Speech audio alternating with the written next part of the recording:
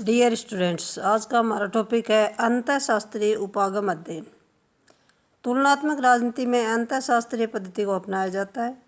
लेखकों द्वारा अधिक से अधिक उन उपकरणों का इस्तेमाल किया गया है जिन्हें समाज विज्ञान सोशोलॉजी, मनोविज्ञान साइकोलॉजी, अर्थशास्त्र इकोनॉमिक्स, मानव विज्ञान, यहाँ तक कि जीव विज्ञान बायोलॉजी और प्राकृतिक विज्ञानों से भी ग्रहण किया गया है।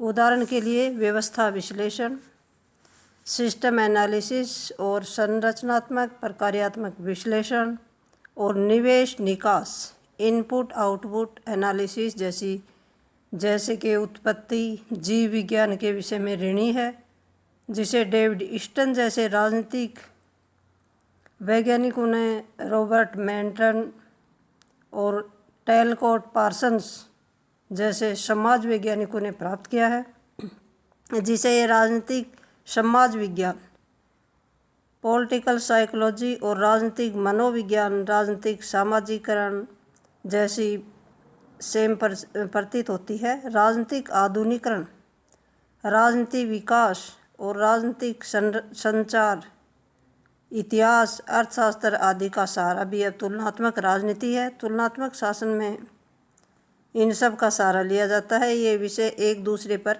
निर्भर होते हैं, एक दूसरे पर आधारित होते हैं, मिले जुले होते हैं और राजनीति शास्त्र को समझने के लिए दूसरे विषयों का भी सहारा लिया जाता है। राजनीति वैज्ञानिक दूसरे विषयों की मदद नहीं लेंगे तो राजनीति शास्त्र का अध्ययन अधूरा रह जाएगा, पूरा नहीं कर पाएंगे।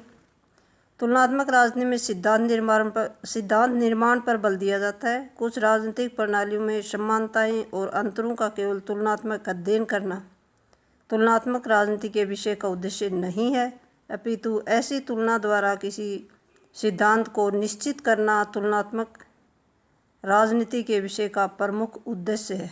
मोटे तौर पर हम कह सकते हैं कि राजनीति सिद्धांतों को दो श्रेणियों में विभाजित किया जाता है। प्रथम आदर्शी सिद्धांत और दूसरा आनुभाविक सिद्धांत। Thank you.